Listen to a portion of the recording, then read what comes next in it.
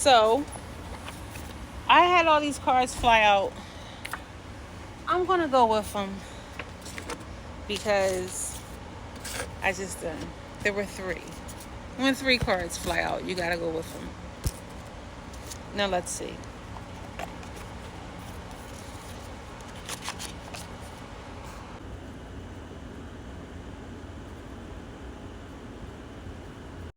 The fire ant card came out before, and this energy is very much active right now before this full moon. And the fire ant energy is aggression, rigid thinking, and following orders. Fire ant energy flares up without us noticing.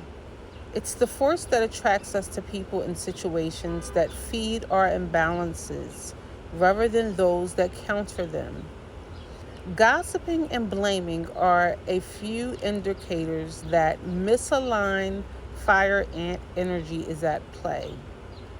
You may also find yourself stewing on a person or situation, only making things worse. How can you break free from the drama and cool down?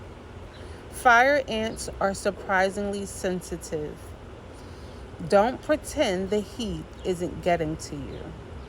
When in balance, you are thoughtful and disciplined. When out of balance, argues, excessive heat, and gossip.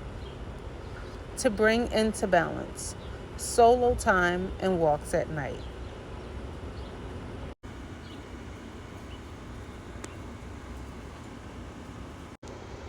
The cobra represents pausing, waiting, the inner teacher. The cobra represents a teacher or spiritual guardian.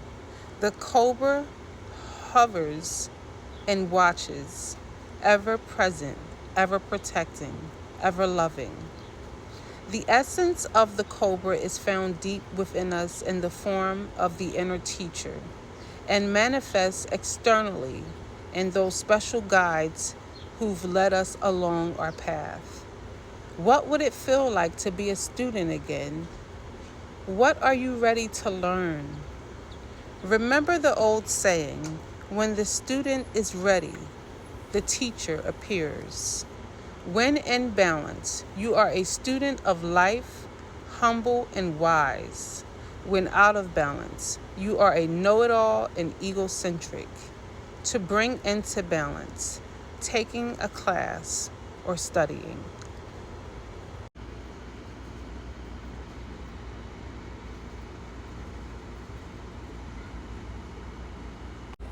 The phoenix represents freedom from suffering and past karma, reincarnation. The phoenix represents the transformation of our past. It doesn't mean running from it, denying it, or burning bridges with rage.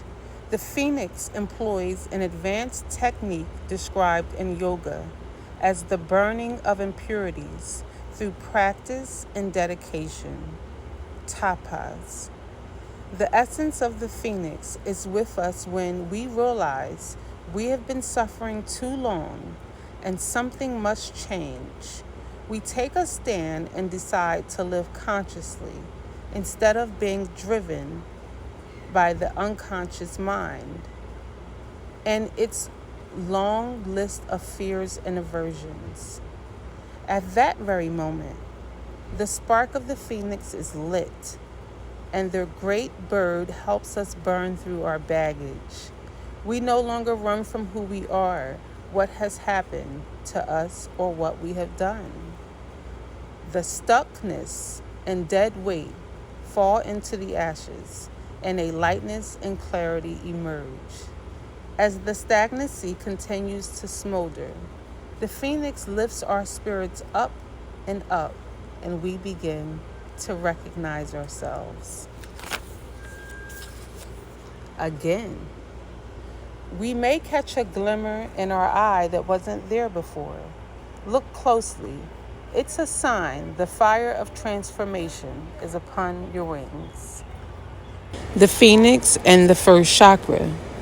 The ancient yogis believed that our heaviest karmas reside in the first chakra. This earthen center is also called Marohadra, or our root. The ascent of the phoenix begins here, and as the entanglement of karmas is slowly burned, it rises from the ash toward the navel center. Again and again, it makes this journey from first to third chakra, purifying our essence and freeing us from the past.